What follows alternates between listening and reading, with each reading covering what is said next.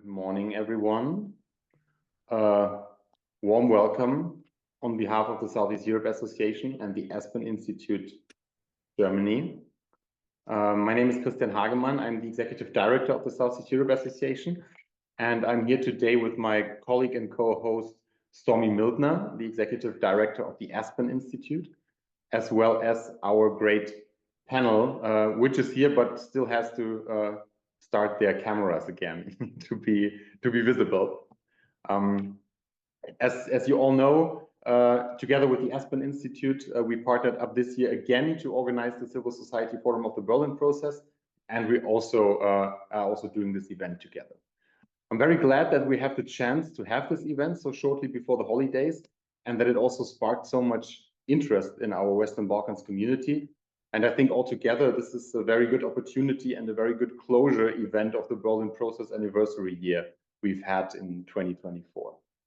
So we actually had the idea for this event during the Civil Society Forum and like the entire October of conferences related to the Berlin Process, where we realized that there were so many great studies out there regarding the anniversary, and we felt that even to have them at the conferences did not really give them all the attention they deserved for all the hard work that went into them. So this event serves the purpose to give these studies another platform to be presented and to be discussed. But at the same time, and this is like the second purpose, we thought it would be good to have these studies also presented together to benefit from synergies and to finally discuss the results together and see them next to each other. So the idea is also that we can learn from the different fields by comparing them with each other. Yes, so here we are, and we will start with brief presentations of the studies. You have received the links for the studies already with the invitation to this event, so you can look them up. Probably many of you have already read them. We will therefore start with a brief kickoffs. And as you see, we have a very busy schedule. We have many studies and only very limited time, and also want to bring in the audience at some point. So I have to be a very strict timekeeper here and have to limit the presentation time per author to a maximum of 5 minutes.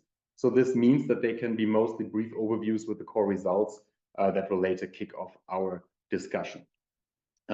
Before we start now, a few housekeeping rules for the discussion we will have afterwards. This invitation sparked a lot of interest, so we decided to turn this from a meeting format into a webinar format because it would have been very, very difficult otherwise to handle this. Still, we would like to give you the opportunity to join actively. So if you would like to pose a question in the second part of this event, you can just use, as you know, the raise your hand function, and then we will give you the opportunity to speak and enable your microphone, and then you can put your question directly. If we have a lot of hands raised, naturally it will be difficult to take them all in. So then you can also use the Q&A function and place your question there, and we will also keep an eye on these. Yes, so we're going to start now with the presentations. I'm going to moderate this part, and after this I will hand over to Stormy Mildner, who will take over the moderation of the discussion and the Q&A. So I'm very glad that we have the stock-taking study 10 years of the Berlin Process with us, the one that was developed in the realm of the Civil Society Forum, and the one that Marika Jolaj and Silvana Mojzowska worked very hard on, and we had the chance to establish with the support of the Federal Foreign Office.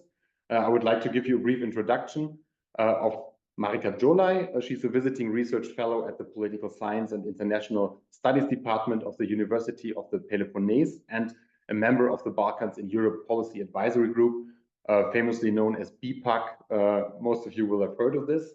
And Silvana Mojzowska, she's a full-time professor in international economics at the Institute of Economics at the University in Skopje, the University St. Cyril and Methodius in North Macedonia, with her key areas of work, EU integration, international trade, globalization, and sustainable development.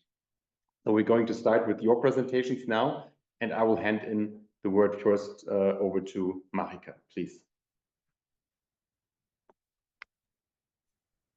Thank you very much, Christian. It's a pleasure to be here. And um, I want to start by saying that preparing this stock-taking study was, both challenging and gratifying experience because when we started, I've been following Berlin process as analyst and participant since 2015. And certainly, when you asked me to co-author the study, I was kind of confident in thinking that I know a lot about it. But then when we started actually doing research and trying to find out, to map everything that was generated in the past decade, um, I was quite amazed to how much I didn't know about it and how much I still had to learn. Um, so I'm not going to talk about the Berlin process descriptively because all our webinar participants can read our study. I'm just going to highlight a couple of elements that I found very relevant for kind of assessing what has been achieved, but also for thinking about how to go forward from where we are now in 2024. It's important. One thing I want to say about the study is that we divided for analytical purposes in the Berlin processes and intervention in 6 topical fields, and I covered in analysis I covered 3, and my colleague Silvana covered 3. So my focus was on societal cooperation, political and security cooperation, and foreign policy aspect of the Berlin process. And here I would like to highlight the word cooperation because I think that's one of the main contributions that the Berlin process actually made. When we look at it back in 2014 and where the Western Balkan countries were, with very fragile relations and almost lack of cooperation between some, then I think we can agree that in these terms, bringing all 6 Western Balkan countries on board and finding a viable mechanism to allow them to cooperate in different fields, I think is one of the most important both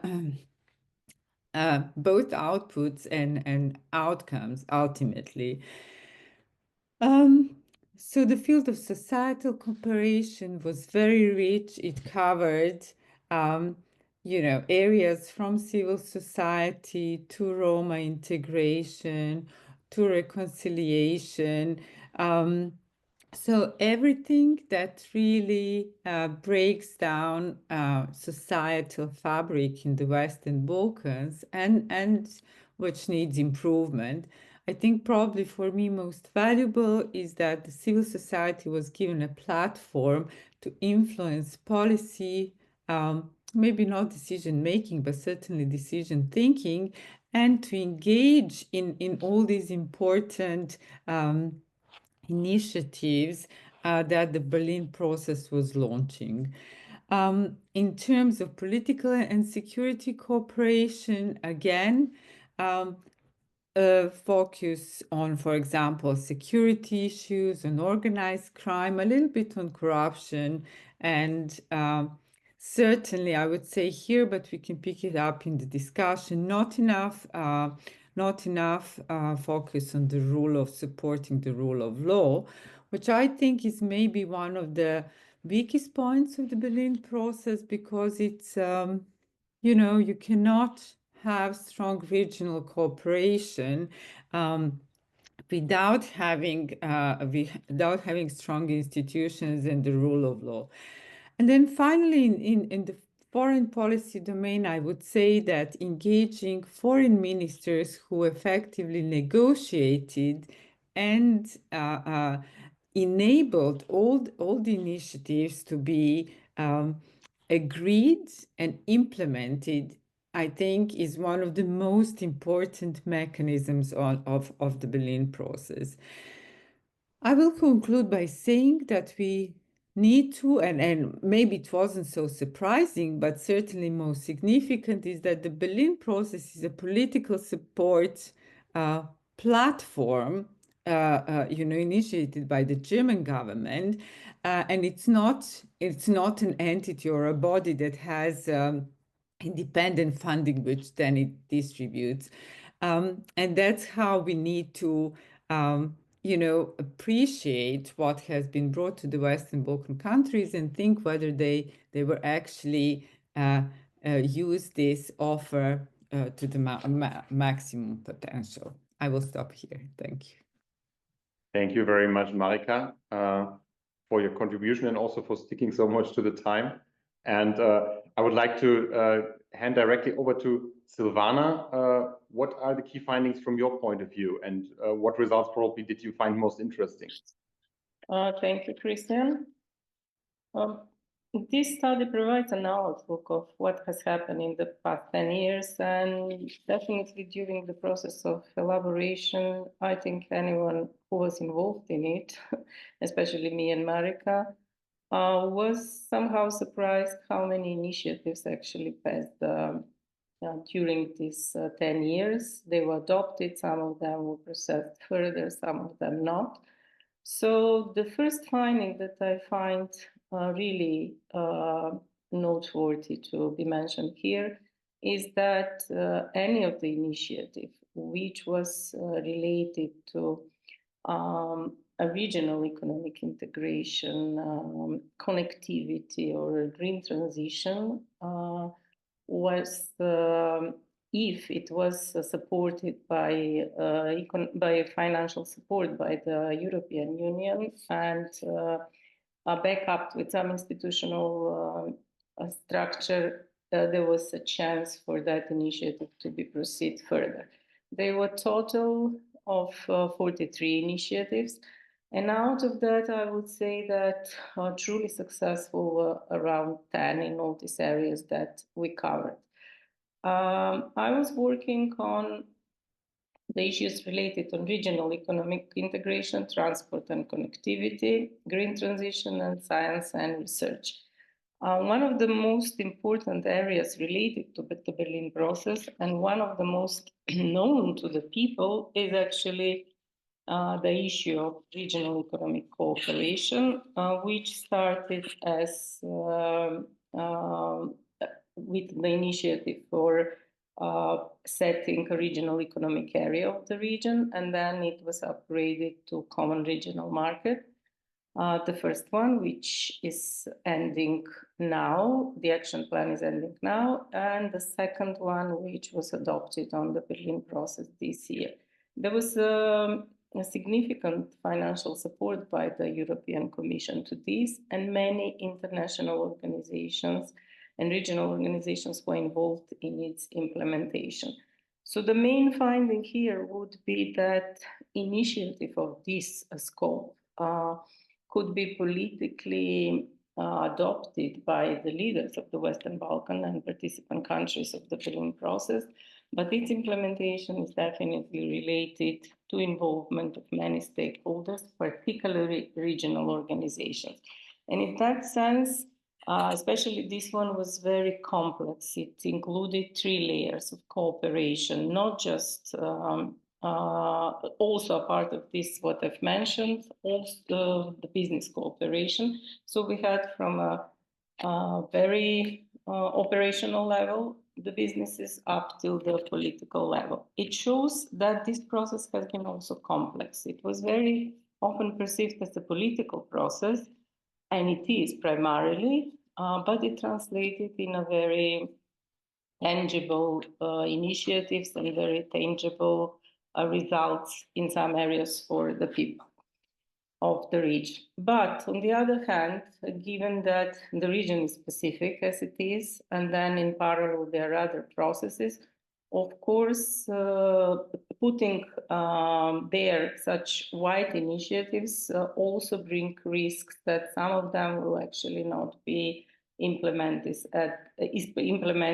with all the results that were planned. So better coordination among all the initiatives, among the assistance of the European Union that exist a part of this process needs to be done in order to enhance the results of the Berlin process. Another thing that was interesting was the findings relating to the science and research topic, which was actually the most difficult to be composed as a pillar here due to the lack of data. And there is a lot of potential to work here because there are many other groups that were established meanwhile, NGOs, academic networks, and so on. But actually, they all exist like some isolated islands that are not connected very much. So that is one of the findings where further efforts are needed. And at the end, I will finish with the green transition, which actually during the Berlin process followed all the developments that were on the global level and on the level of the European Union. That means this process is also dynamic, as especially the dynamic topics like this, they evolve and many changes were needed here. So finding a mechanism that would actually address all these specific issues of the process, specific characteristics is needed in order for the process to become even more successful. But as a process itself, it was really rich in terms of initiatives and in terms of involvement of the people. And it brought some significant results for the region, at least as a forum of bringing up the issues. Thank you.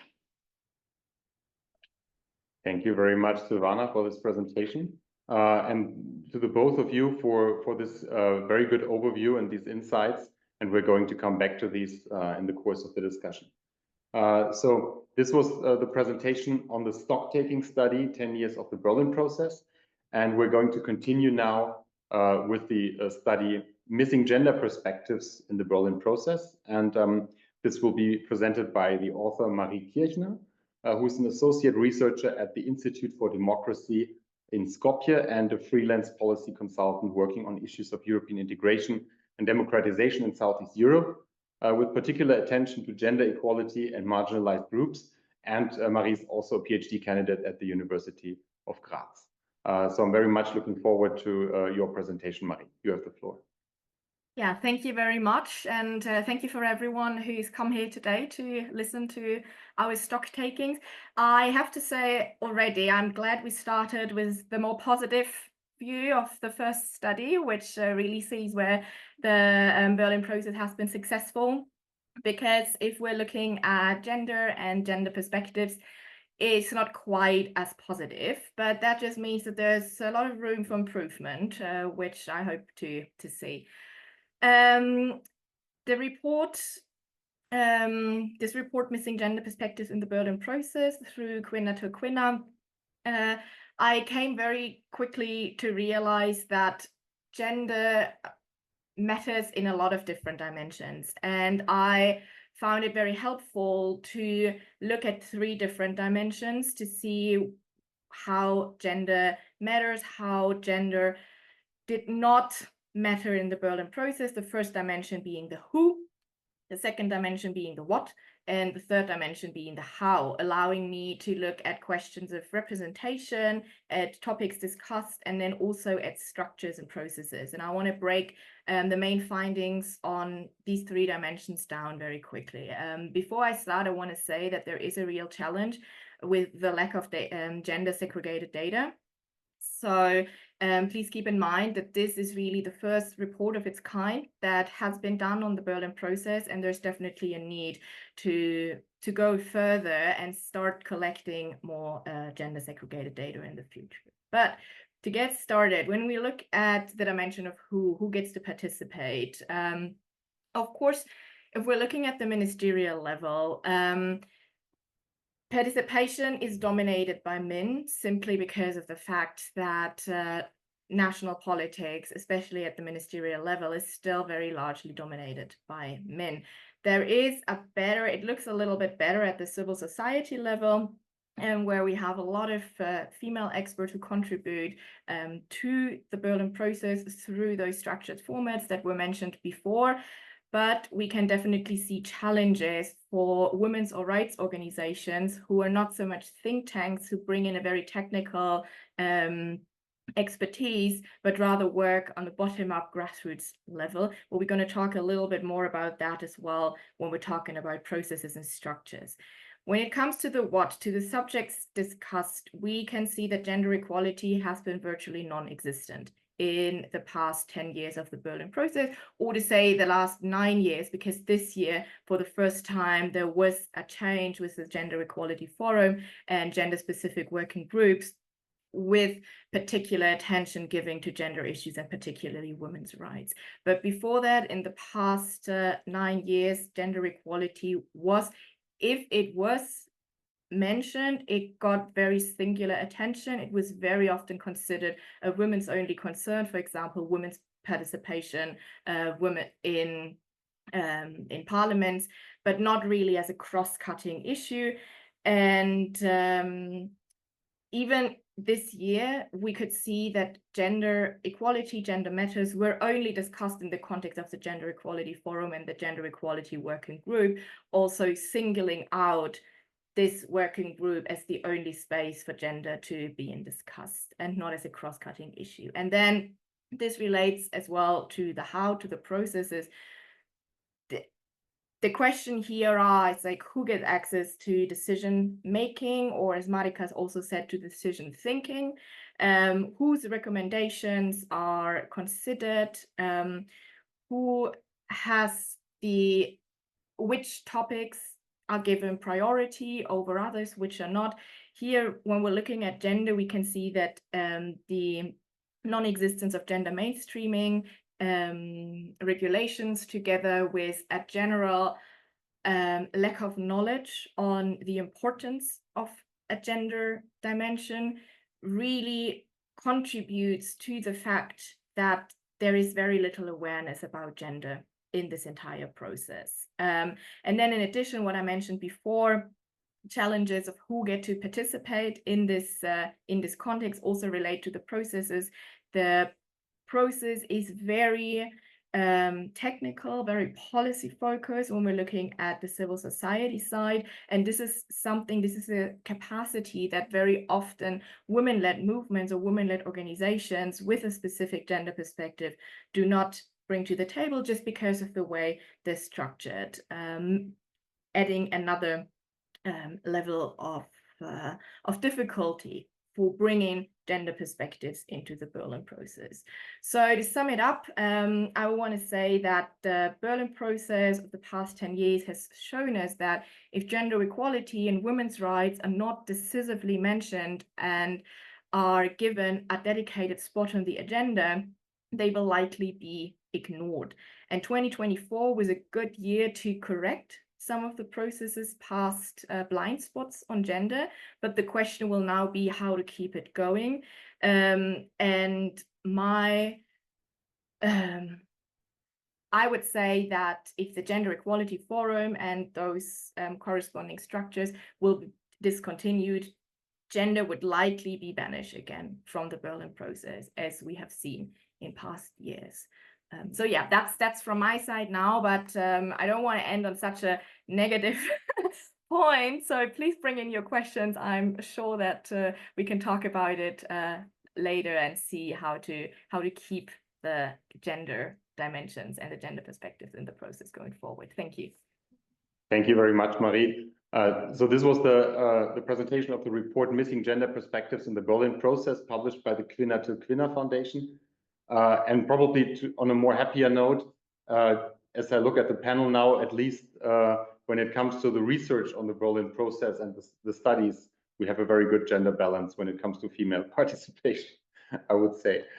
So we're going to go to the third study, which is 10 years of the Berlin Process economic development in the Western Balkans since 2014, which was supported by the BMWK and published by Berlin Economics.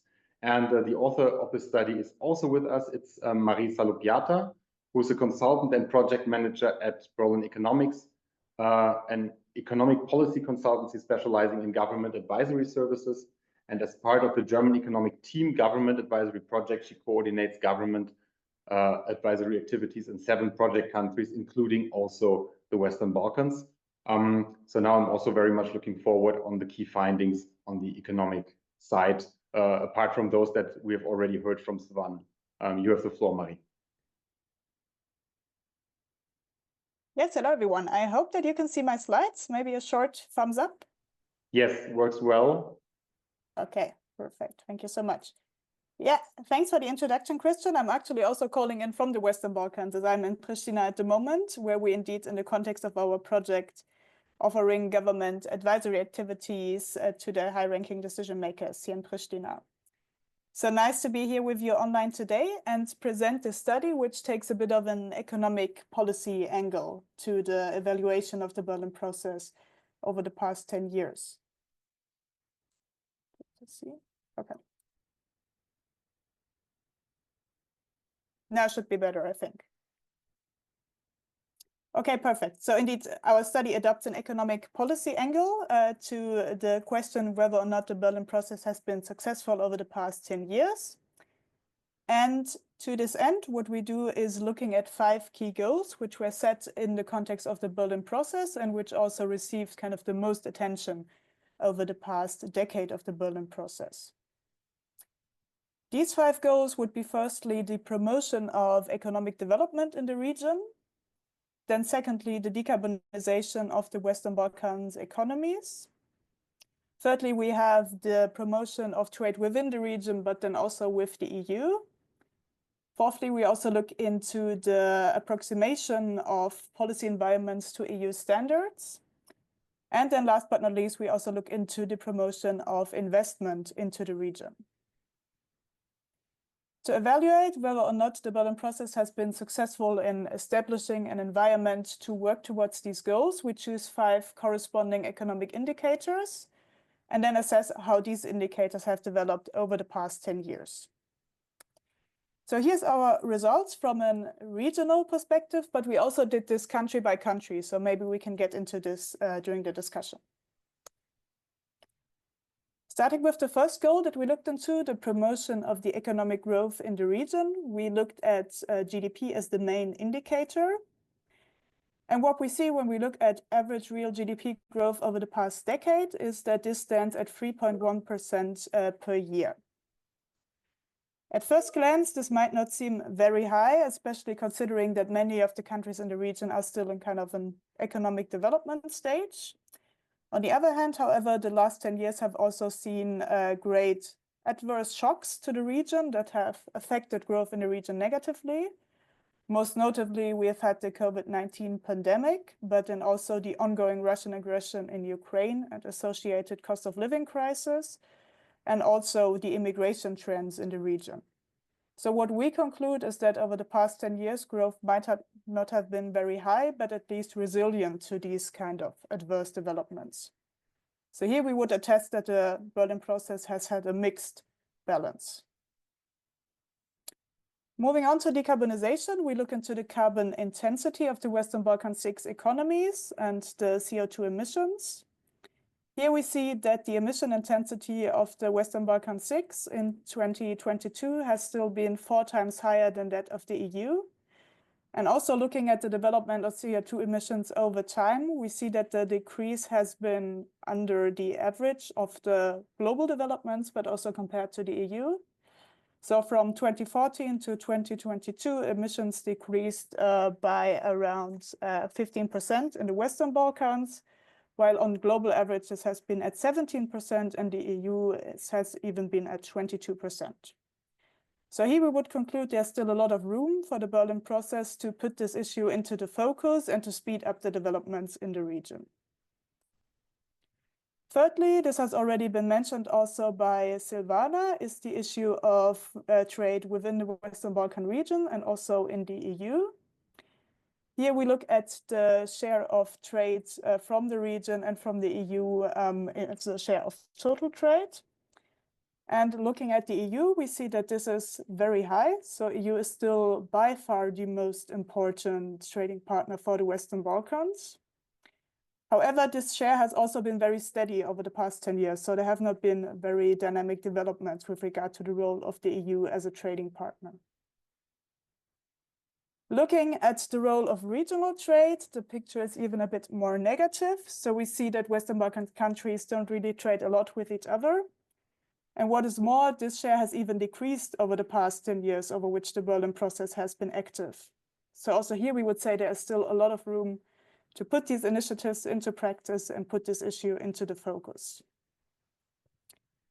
Moving on to the better news for the last two goals that we looked into, this would be the alignment of policies with EU standards, for which we use the OECD Western Balkans competitiveness scores.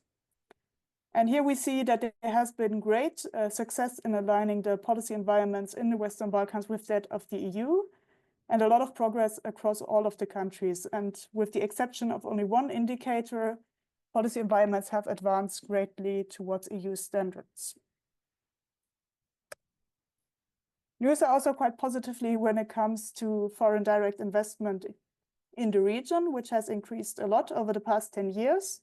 Especially starting from 2022, we see that FDI inflows in the region are really high and are even at a comparable level to the other EU candidate countries. So approximately the level of Georgia, and then even higher than Ukraine and Moldova. So also for this, we would conclude that the Berlin process has been successful in fostering an environment where the region is on the list of foreign direct investors and is seen as a real option for those investors. Summing up, what we would say when it comes to evaluating the success of the Berlin process is that a mixed picture emerges. So we have seen very good results for alignment to EU policies and also for investment. However, for decarbonization and especially for regional trade, we would still see a lot of room for improvement. I'm happy to take this up in the discussion. Thank you. Thank you very much. Thank you all again for these very interesting discussions and also for leaving us so much time to discuss now. So I would like to encourage everyone in the audience to raise your hands if you would like to put your questions or to put your questions in the Q&A section, and I hand over to Stormy.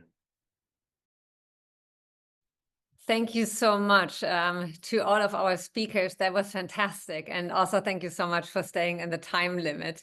Since we don't have any questions coming in yet in the Q&A function, and I would like to emphasize again that we do want to discuss with you, and I also don't see any hands coming up yet. I also have a few questions prepared for our panelists to do a follow-up. All of you have highlighted some successes and some failures. In the first round, I would like to dig a little bit deeper and ask you to just summarize in a couple of points again, where you think this has been done really, really well, and this has been like a real failure. And then in the second round, I would like to dig into the failures and ask you why it failed. So what were the stumbling blocks in the process? But maybe we start first with Marika, and maybe you could emphasize again, what was the big successes and what were the big failures?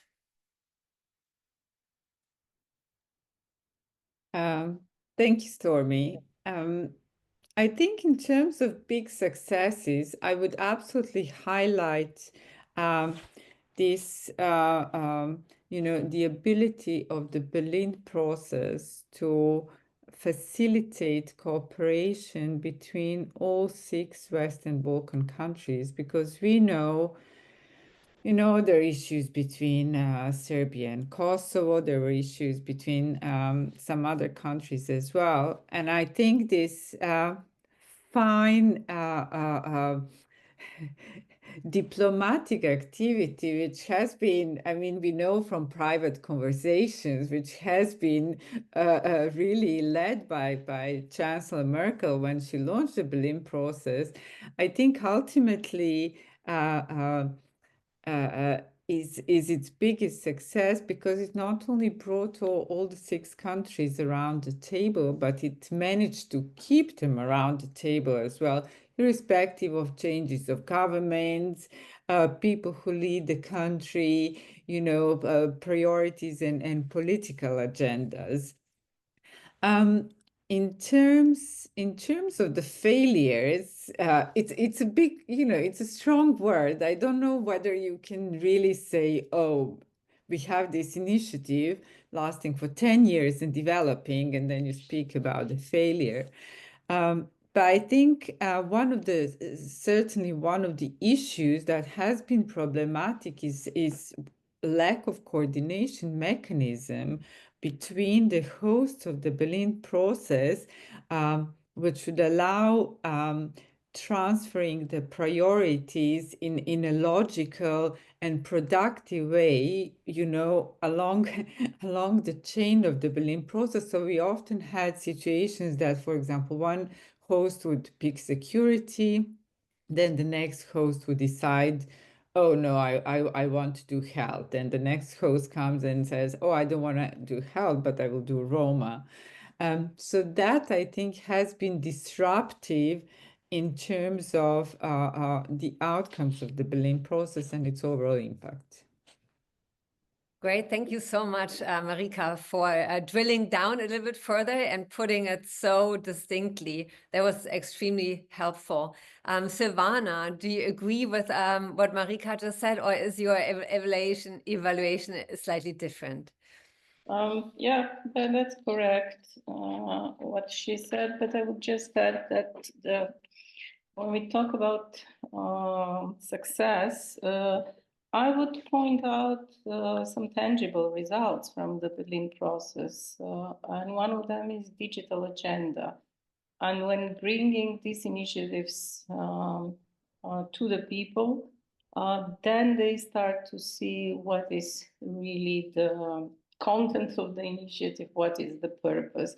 So digital agenda and roaming agreements definitely belong into the biggest successes of the Berlin process. Not just the process itself, but also it shows the cooperation of different institutions and support of the EU in all of this. So despite, as I've mentioned at the beginning, being a political forum, there is need of solid financial support for any of these initiatives to be really successful. On the side of what should be improved or what actually was not so successful, I've already gave a very short introduction to the science and research area that should be improved. And there is one initiative, Western Balkan Research Foundation, that was somehow initiated to be put in place, but then it was not, but it was difficult to find information. So one of the things that I would say should be done better with regards to the Berlin process is communication and visibility of the initiatives. Because it was very difficult for some of them to find proper data. At the end, after having an interview, we realized that in the area of science and research, there was some developments, and this first idea was replaced with support of the countries to be better integrated in the European research area, which also brings some benefits. So to highlight again, communication and visibility, is something that should be developed, some strategy or plan, or I don't know what, to be developed for the Berlin process. Thank you. Great, thank you so much. We come to the policy recommendations also a little later, I'm sure. And I also see that the first brave person wrote into the Q&A function. We are looking for more brave people to use this function, and I see the next one coming in. So I see what has been written, and we get to this in the next round. But I still want to also hear from our two other panelists. And Marie, maybe you want to come in and share your evaluation on successes and failures. I assume me, Marie? Yes. A little tricky because we have two. Yeah. Marie, I'm me. Yeah, thank you. Yeah. I mean, I would immediately pick up from Marika and Silvana. So if Marika talked about cooperation as this really important element, and I think this is not, it doesn't only relate to cooperation between governments or among governments, but it also relates very closely to cooperation or cooperation channels between governments and civil society or the think tank community. And I think that is really a very important success story of the Berlin process, that it has enabled those communication channels in a way that no other high-level political process or structure ever does. And this, some years we see that there's more of it. Some years we see that it's less. In 2023, there was a little bit more direct cooperation also during ministerial meetings, which I think was a great success to really have those direct channels of communication. Relating this to the challenges, I agree that this lack of continuity and this lack of multi-annual commitment, maybe call it that, is really a big challenge. And this is also something that relates, I mentioned it before, to gender. This year was the first year that we really saw some commitment to including gender perspectives, but it happened because of a very strong commitment by the German government to a feminist foreign policy or feminist development policy. So this Gender Equality Forum was initiated by the Ministry for Development because of their commitment to a feminist development. And something like this really depends on national priorities and also national goodwill and also on individual ministers. And I think this is especially if we're looking at more at more normative elements of the process, less technical aspects. This is really a big failure or a big hurdle to have continuity. A normative agenda needs time to grow, needs time to develop, and if we don't have institutional formal continuity here, it's a really big challenge. Thank you very much. You're hitting on very similar issues, so that's interesting.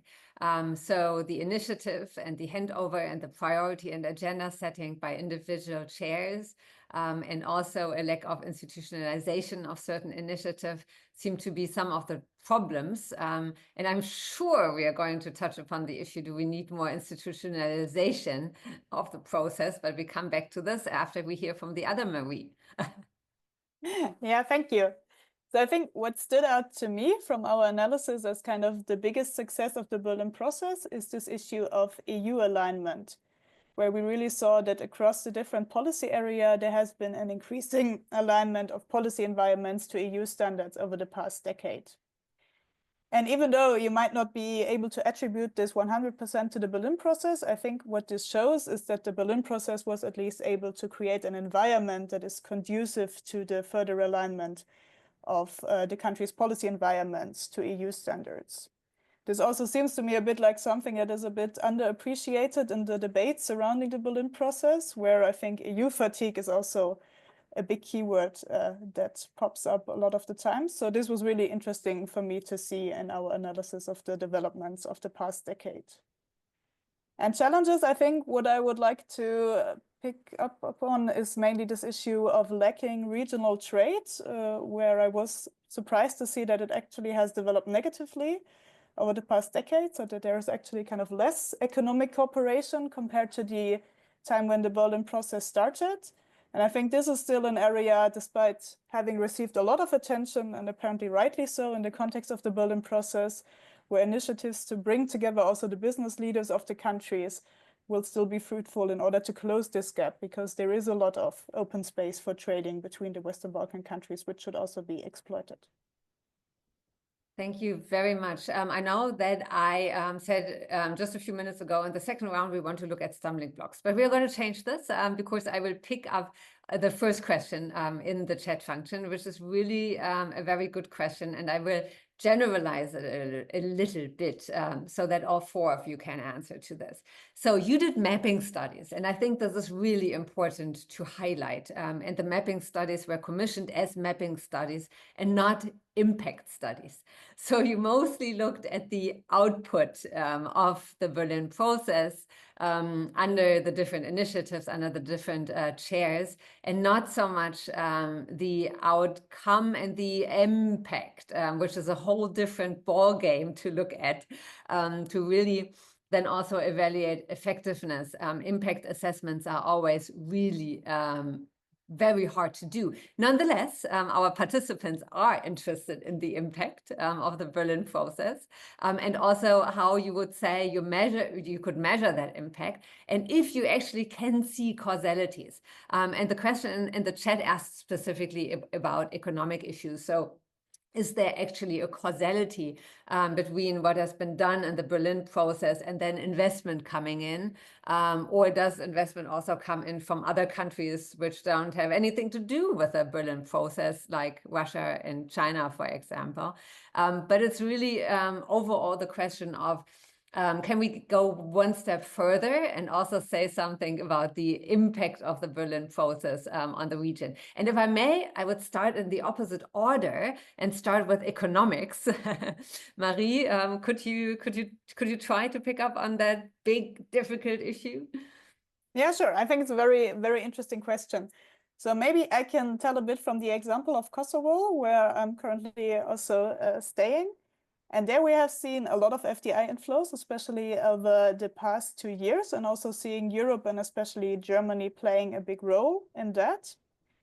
And I think many of these are due to initiatives on a personal level that have kind of been made in the course of, let's say, business fora, where people have gotten to know each other and gotten to know the country, but also due to the region being more on the radar of people in Europe especially. And this, I think, is also thanks to the Berlin process, which at least once a year puts this small region, you could say, very much on the radar in the media, but also in the context of surrounding events, business fora. Especially in this year, there has also been a business forum in the context of the meetings of ministers of economic affairs.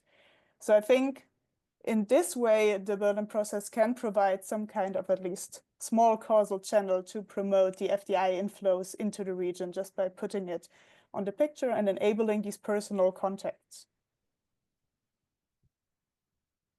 Great. Thank you very, very much. The other Marie, do you also want to come in?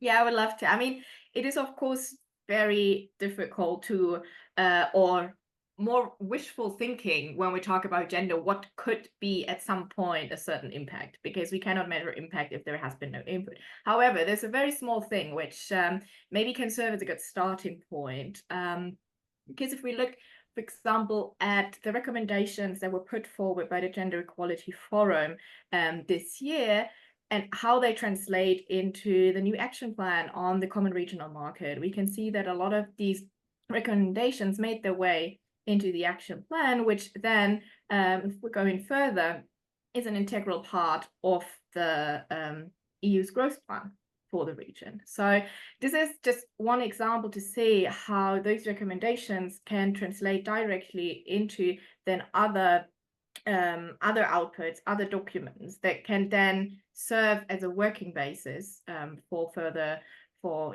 action. And this is why it is so important to actually have something like as a gender strategy put out, so that it can inform other work that is done within the Berlin process. But yeah, at this point, measuring impact on gender is absolutely impossible. Yeah. Yeah, that's I think one of the reasons why we went with mapping studies and not impact studies. It's really hard also to pinpoint causality. But thank you so much to our both Maries for identifying some ways how we could get a little bit closer to the impact issue.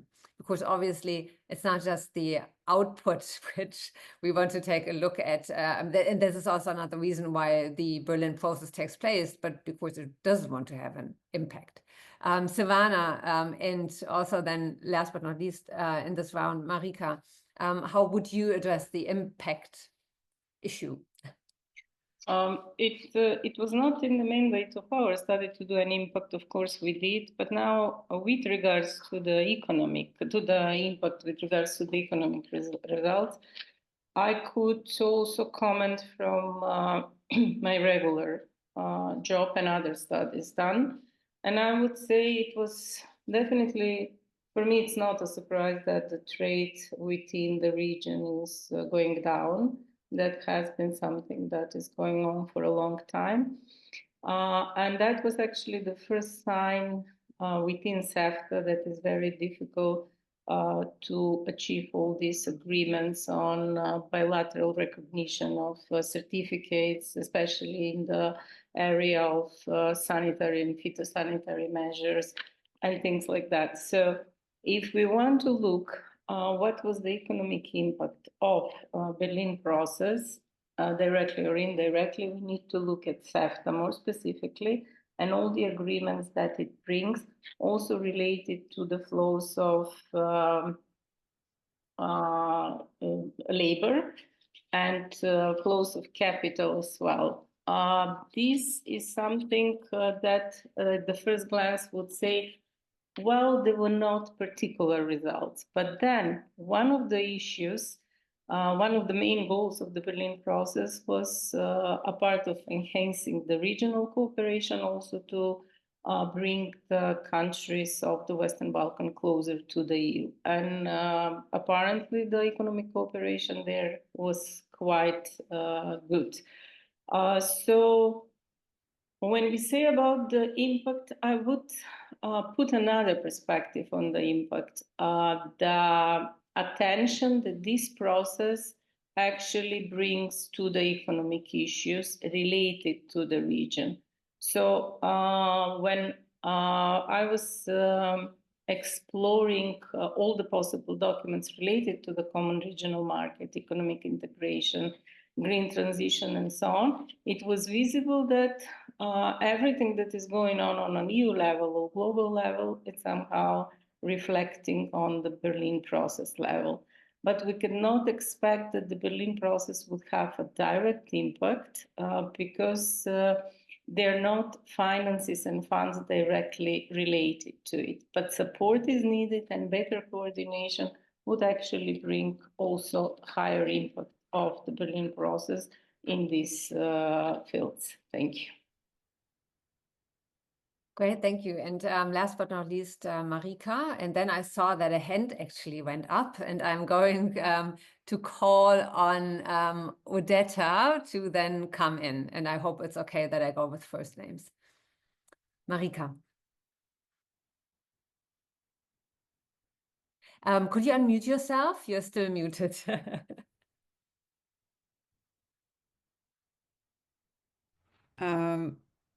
So when talking about impact, you know, the purpose of the study was not impact assessment, but I think we should start from the baseline. And the Berlin process had 4 original pillars to support the reform process, resolving outstanding bilateral and internal issues between the Western Balkan countries, achieving reconciliation, and then enhancing regional economic cooperation and building foundations for sustainable growth.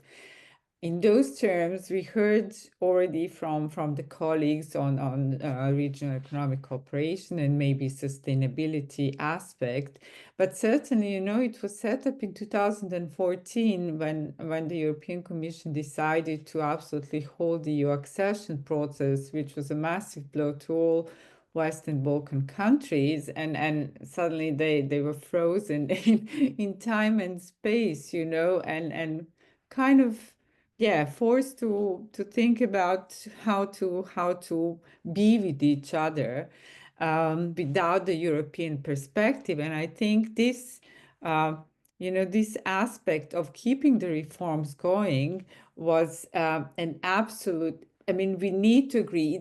Maybe it was successful more or less, but I think we have to agree that giving the platform for the reform process to continue in a coordinating way between and within the Western Balkans region is absolutely one of the most important outcomes of the Berlin process. Maybe we can say that in terms of achieving reconciliation and resolving bilateral issues between the countries, that it has been less successful. Nevertheless, having, you know, Berlin process is often criticized for not supporting reconciliation initiatives, and yet the logic of the intervention was to create organizations or actions or projects who will then act and include all the 6 Western Balkan countries collaboratively, and in that way bring about reconciliation. So if we think in that way, it certainly may be not absolutely successfully, but importantly, it did provide for engagement, which ultimately, you know, somehow facilitated these important issues around reconciliation as well. And certainly, I think that is one of the important outcomes that we need to take into consideration.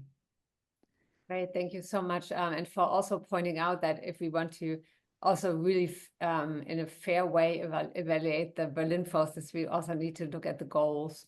I mean, we certainly can also set our own evaluation scheme and identify criteria and indicators. But Marika, thank you so much for reminding us what the goals were or are of the Berlin process.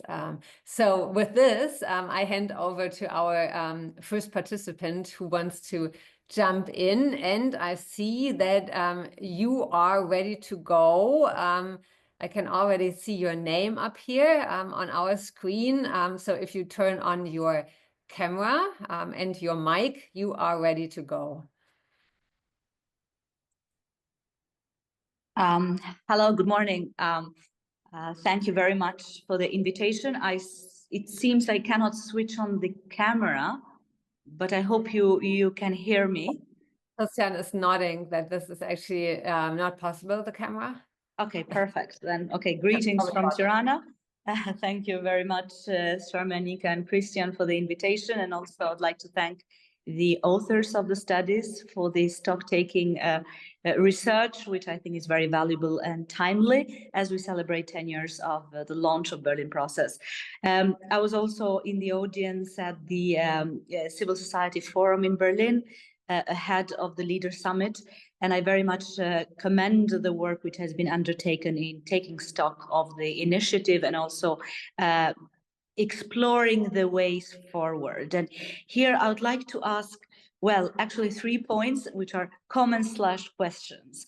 The first one concerns the people-to-people collaboration or cooperation among the countries of the Western Balkans, which is within the broader objective of reconciliation, which was just highlighted by Marika right now, one of the key objectives of the initiative.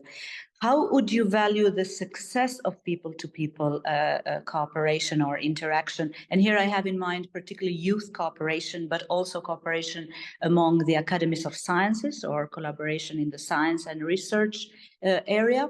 And from here, I would go to the third component, which was mentioned today, which is cooperation in the area of gender. This normative component, which I agree has been maybe not a constant feature of Berlin process in all chairmanships, have been more emphasized by some chairmanships than others, but success in that particular aspect has been rather patchy, I would say. So the second question would be more in particular with regard to gender component. How would you envisage the policy impact of that? And how do you envisage the institutional collaboration in that particular respect? Because I would say in the countries of the Western Balkans, gender is somehow dispersed among different institutions. In some areas, it is ministries of health and labor, some other ministries, some other places. It is in the, Ministry of Youth or Ministry of Interior when it is primarily related to questions of gender-based violence and so on. And some other, I would say, in more sort of a overarching way would be under ministries of foreign affairs. If we're looking at strictly the monitoring of, let's say, national action plans of 1325 of the resolution, or some other sort of more normative aspects of it. So this is the second question. How and what value, added value, would Berlin process bring to that? And a third component relates to enforceability of commitments, regional commitments. I think it was rightly mentioned today that many of the mechanisms or institutions which are responsible for not only shaping the agenda, but also monitoring implementation of commitments, let's say in the economic area like CEFTA or other organizations like RCC and so on, have lacked enforceability, primarily because of political reasons.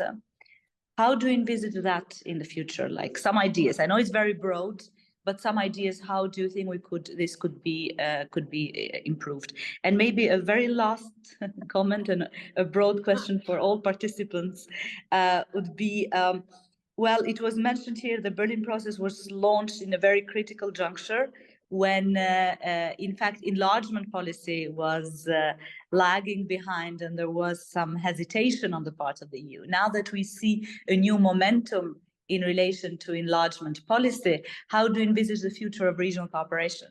Would it be as important as it was 10 years ago and in the past decade, or will it somehow be left behind enlargement policy? Thank you very much indeed for inviting me and for this very stimulating discussion this morning. Thank you very much for those 4 excellent, not so easy questions. I should step back as a moderator and just let you moderate with all the questions you have. Fantastic. So I hand it back to our panelists. We certainly have to take a closer look at monitoring and also enforcement. That also brings us to, to the policy recommendations where I wanted to get to anyways. I also, before I hand over again to our panelists, throw in 2 issue areas which were mentioned also in the chat function. And this is the issue area of anti-corruption and anti-corruption policies. And it's also the issue of area of climate change policies and energy transition. So if you could pick up on this in your comments as well, that would be great. And also on the first of those 4 questions about the people-to-people dialogues and how well that works, I want to add on this and ask all 4 of you if you think that the engagement processes which we have under the Berlin process, the different ones, are linked enough to each other, and if there is actually enough cooperation and exchange between those different engagement groups, strands, so to say. And with this, I'm always going to change up the sequence of our panelists to keep it spicy and dynamic. So I would start with Silvana this time, and then Marika, and then Marie and Marie-Aimée. Thank you, Stormy. I will start with the regional cooperation and the future of it, as there are lots of talks, especially now when some of the countries are actually closing their negotiations with the European Union. Some are starting and some are actually in some process of lagging behind due to some political or other issues. So the regional cooperation should not stop even if the countries will enter the Union. And it will, if we now talk in the period of the next 10 years of the Berlin process, as we could say that there will be regional initiatives, and maybe the regional cooperation will get a bit different form, that the countries that get into the EU will actually continue the cooperation with these countries. It's also the global trends of movement of labor, particularly people and capital, are changing. And we have the common regional market action plan, which for the next 4 years provides lots of regional initiatives. So on this point, we could say that, yes, the regional cooperation will be there. And how it's going to develop, is it going to be more successful from the previous 10 years, let's say, depends very much of the engagement of the regional organizations. RCC will get a new leadership now as of 1st of January, and every new leader actually could bring a wave of different fresh energy and changes. So having that in mind, and also having in mind that the RCC has already done a lot with regards to implementation of the first action plan of the common regional market. That's a good ground with regards to the area covered with them. With regards to the political cooperation, I believe Marika will talk more on that, but I will just add on the issue of corruption and green transition, as you mentioned.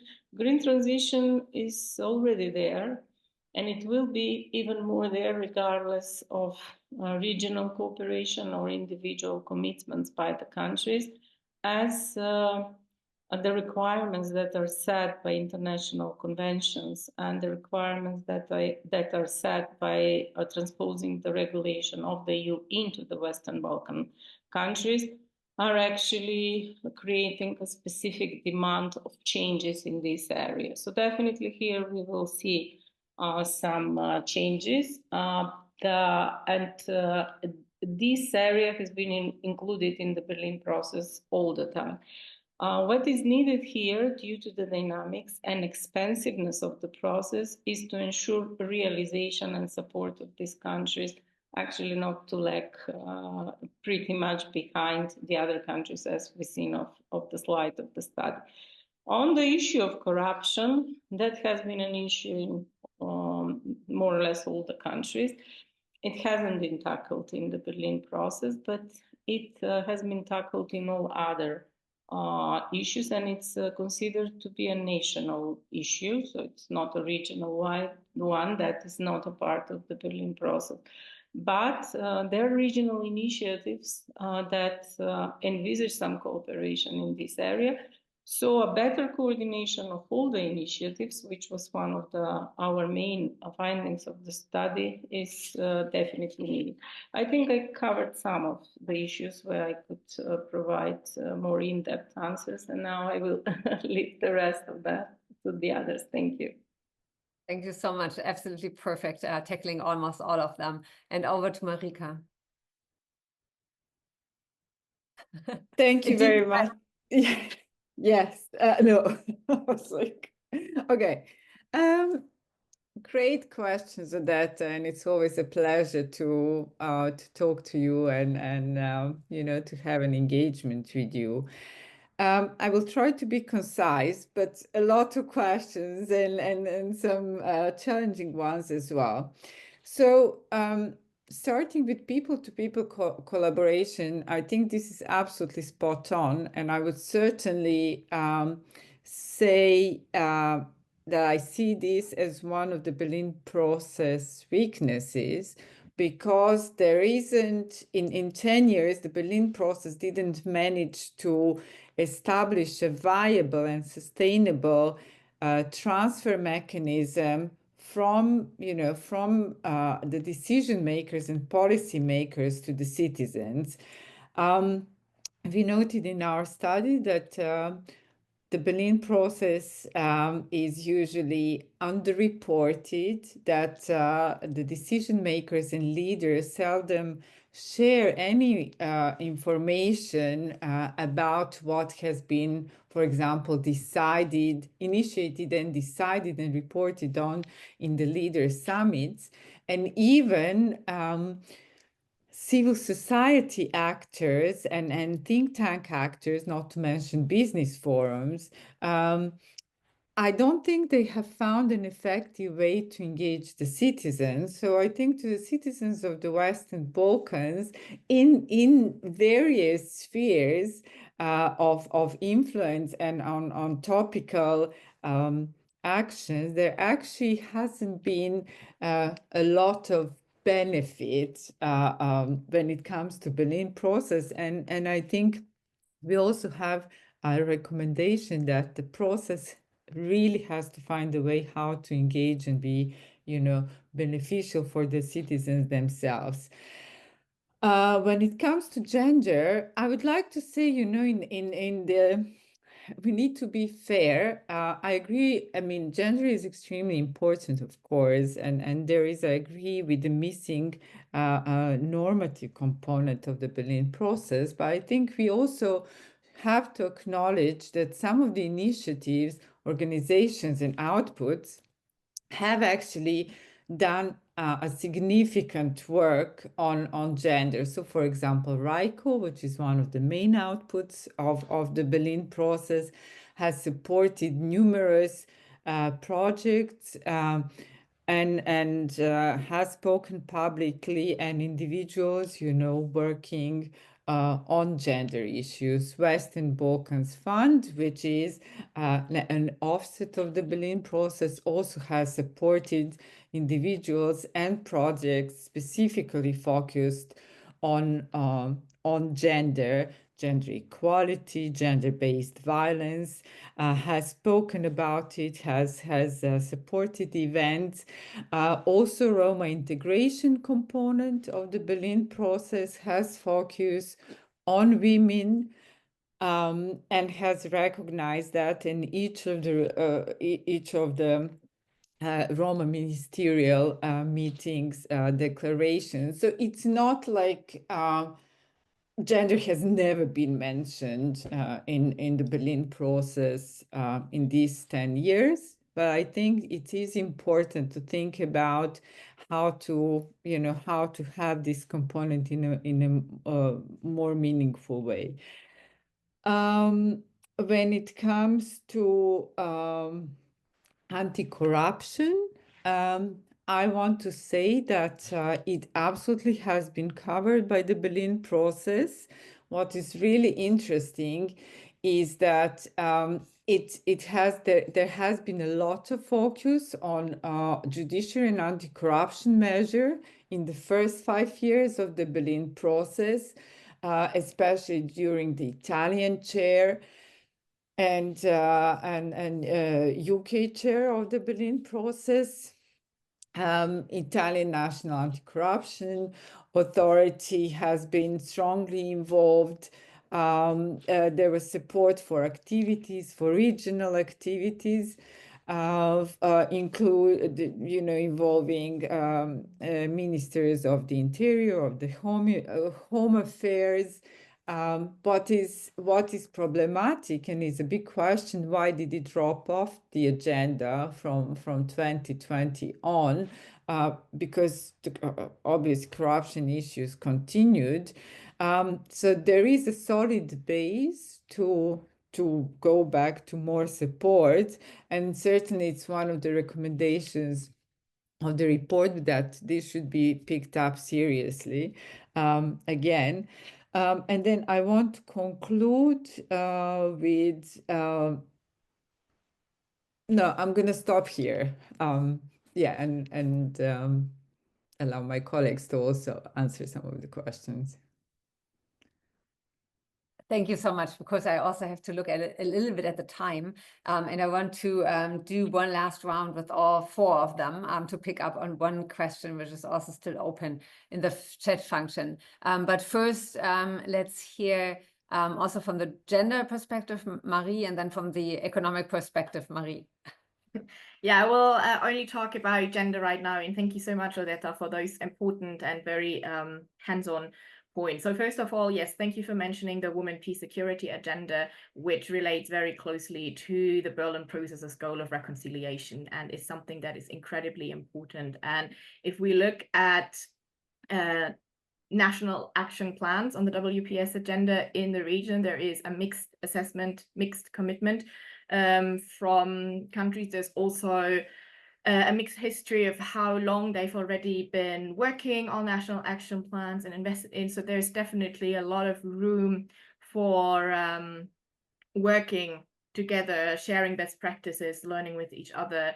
And yeah, because it relates to the area of reconciliation, if we turn it around, just shows that the gender dimension of reconciliation is something that is particularly important. So to have in all of the things that are, and we've heard before that that this is one of the areas where more should have happened or more needs to happen in the future, is that the gender dimension becomes very prevalent here. And I want to particularly mention here the topic of reprocessing gendered war crimes, which is something that requires a very distinctively regional approach, and then also relates back to the people-to-people approach and engaging citizens into those processes of reconciliation and reprocessing.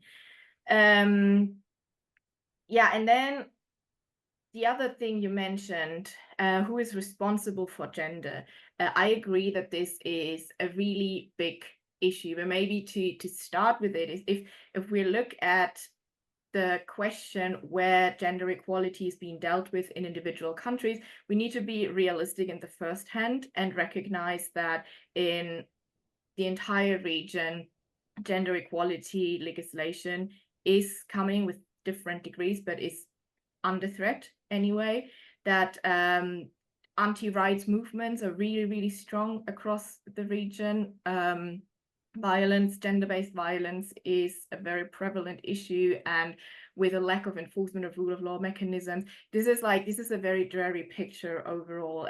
And then in addition to that, asking who is responsible on the ministerial level to deal with questions of gender equality is a challenge in order to develop one ministerial meeting. And I think what this points towards is 2 points. First of all, it shows us that if we really want to consider gender equality in a meaningful way, we really need a cross-sectoral approach, one that is not limited to one specific ministry and also not one specific topic. And then the other thing is that we really need gender mainstreaming guidelines that can serve as a working basis to give a strategic to give a strategic outline of how to tackle issues of gender equality in different formats, so that it can be done in a meaningful way, rather than very, like there's one little thing here and one little thing there, but it doesn't really connect into a broader picture. Yeah, I'll stop here. Thank you so much. Over to Marie. Yeah, maybe one last point for me to pick on would be the importance of regional cooperation, also now that there's a new momentum for EU enlargement. And I also want to link this to the decarbonization question. because I think this is one area where there's still, as I said before, a lot of progress to be made on the one hand, but then also regional cooperation plays an explicitly large role.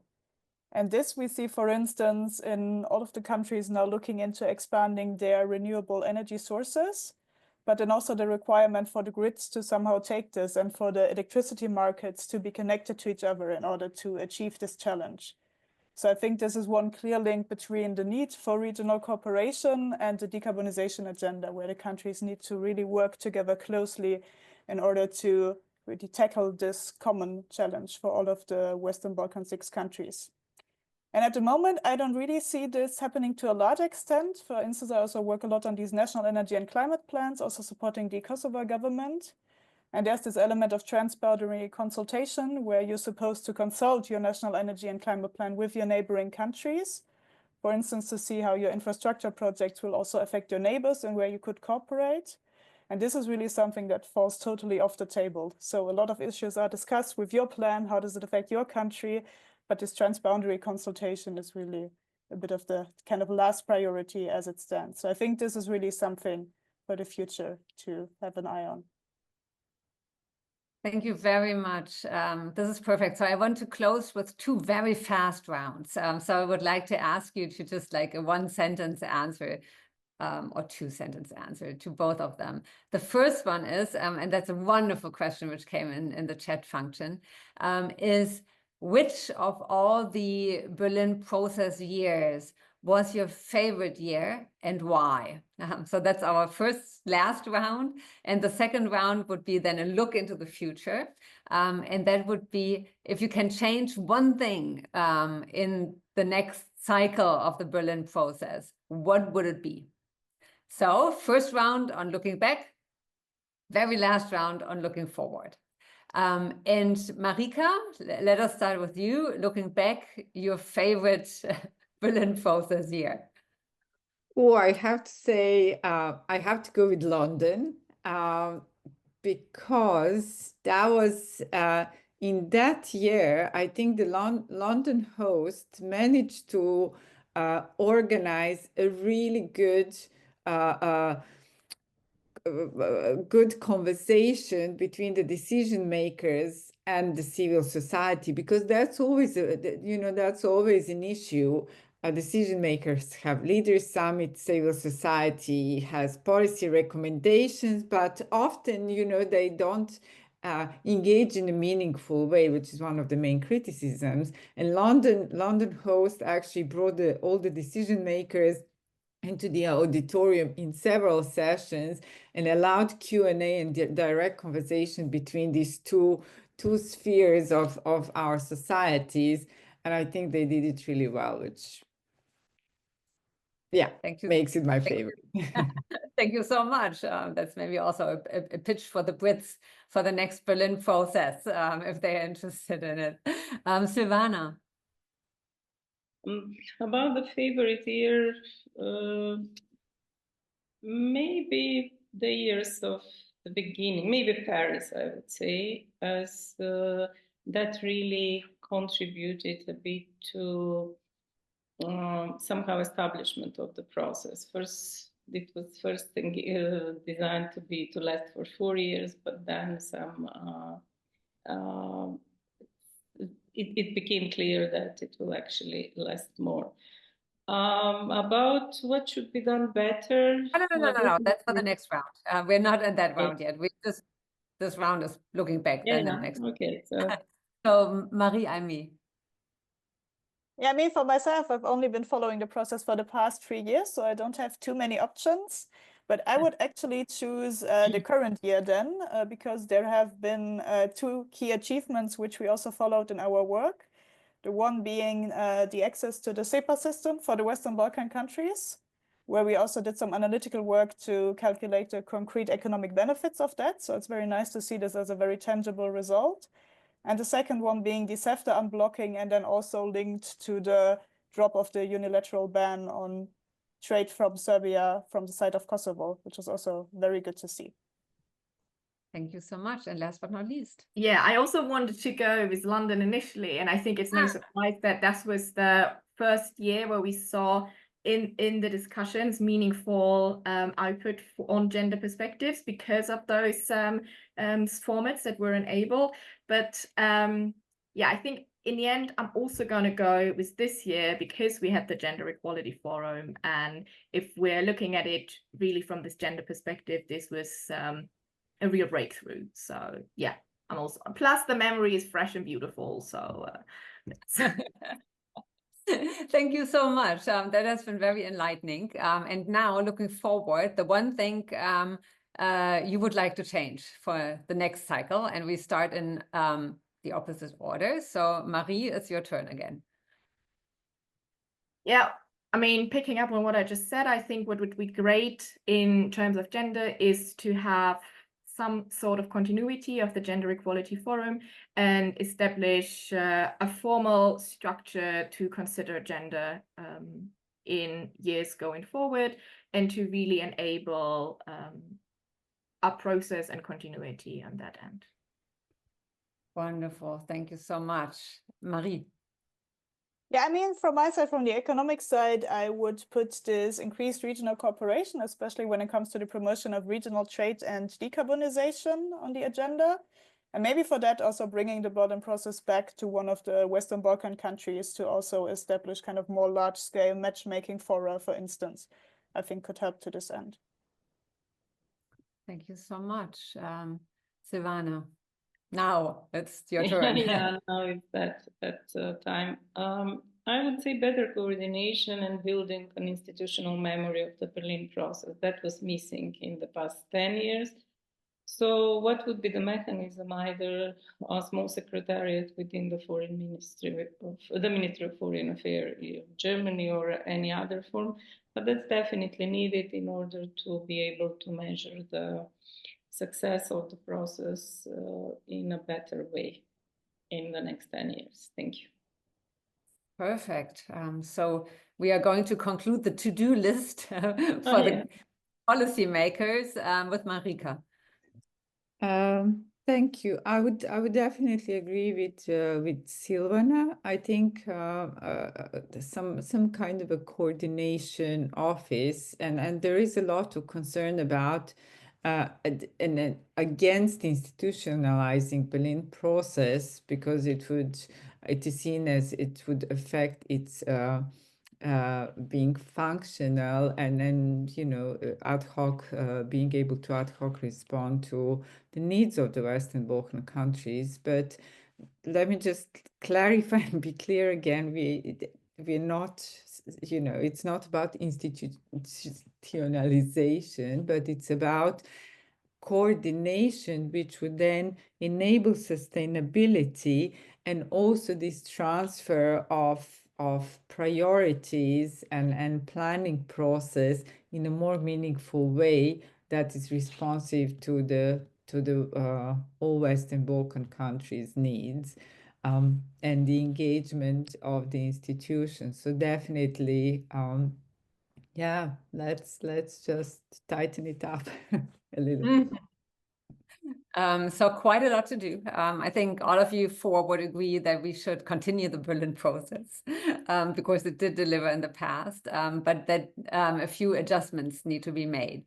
For the difficult job of summarizing today's event and sending us off into the world again, I'm handing over to Christian. So thank you so much for this wonderful discussion, and over to Christian. Thank you very much, Stormy. I will try to summarize everything now in 2 sentences. No, I'm not going to do this. It wouldn't be possible. I would like to thank you all for a very comprehensive discussion. Very interesting aspects brought up, and I think also some tough nuts to crack also for policymakers. I think especially of the sinking trade between the Western Balkan countries that really made me thinking if I could pick a thing to change in the future, it would probably be whether policymakers could have a stronger focus on this and find out what's actually behind this kind of decline, which is surely not the goal of the Berlin process. But we're not going to solve this year. I think it will be interesting to see what's coming up next year. The political landscape has shifted a bit, especially in Germany. So I'm not really sure if we will know very soon what's going to be up with the Berlin process next year. But we will surely be sticking to it and following it and keep you informed on our activities of the Berlin process. And yes, I'm very glad that we had this possibility to close our Berlin process anniversary year with this very interesting discussion. I would like to thank again all the authors who contributed to this. Avi just shared again the links to the studies. So if you need some Christmas holiday reading, there's surely a lot in it to do this. And for everything else, I wish you a pleasant time at the end of the year, not too stressful period, and happy holidays afterwards. So thank you very much for being with us here.